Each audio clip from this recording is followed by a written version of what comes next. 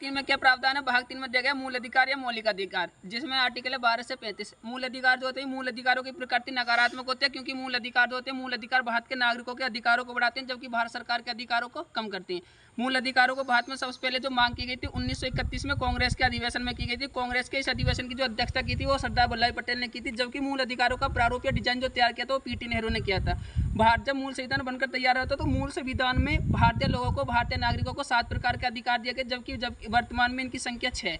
जो 7वां अधिकार तो संपत्ति का अधिकार है, जिसे 44वें संविधान संशोधन 1978 में हटा दिया गया और उसे हटाकर भाग 12 के आर्टिकल 300 के में रखा गया है।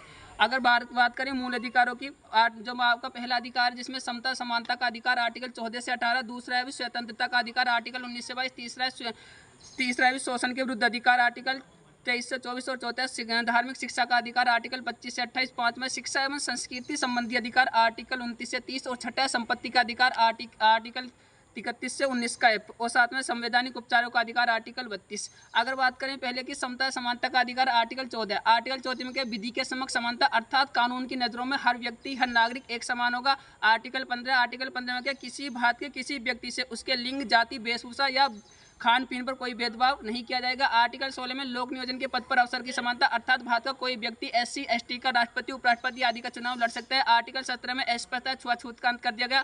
आर्टिकल 18 में उपाधियों का अंत कर दिया गया, खेल तथा सेना को छोड़कर। यदि भारत का कोई व्यक्ति विदेश से कोई उपाधि या पुरस्कार लेना चाहेगा तो उसे आर्टिकल 18 के तहत भारत के उपराष्ट्रपति या राष्ट्रपति की सलाह या मंजूरी लेनी पड़ेगी। आर्टिकल 18 में क्या, उपाधियों का अंत। अगर बात करें आर्टिकल 19 में अभिव्यक्ति की स्वतंत्रता, कोई व्यक्ति 3 प्रकार से अभिव्यक्ति कर सकता है, एक तो बोलकर, एक इशारा करके या एक लिखकर। आर्टिकल 19 का ए, आर्टिकल 19 के में क्या है, बोलने की स्वतंत्रता, प्रेस की स्वतंत्रता, घरों पर राष्ट्रीय ध्वज फहराने की स्वतंत्रता, सूचना का अधिकार। आर्टिकल 19 का भी संघ बनाने की स्वतंत्रता। आर्टिकल 19 का सिंह, शांतिपूर्वक सभा करने की स्वतंत्रता। आर्टिकल 19 का डी, कहीं भी आने जाने की स्वतंत्रता। आर्टिकल 19 का ई, भारत में कहीं भी बसने की स्वतंत्रता। आर्टिकल 19 का एफ क्या कहता है, संपत्ति का अधिकार, जिसे वर्तमान में हटा दिया गया। संपत्ति का अधिकार वर्तमान में एक कानूनी अधिकार है। आर्टिकल 19 का जी, आर्टिकल 19 के जी में क्या दिया गया अभी, तो भारत में कोई व्यक्ति अपना जीवन यापन करने के लिए कानून की नजरों में रहकर कोई भी कार्य कर सकते हैं।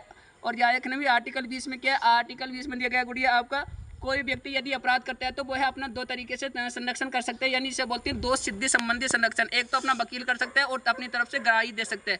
आर्टिकल 21 आर्टिकल 21 में प्राण एवं दैहिक स्वतंत्रता का अधिकार, अर्थात भारत का कोई व्यक्ति किसी व्यक्ति कोई जान नहीं ले सकता और जितने भी लंबे जिया फुटपाथ पर डेरा डालकर रहना। आर्टिकल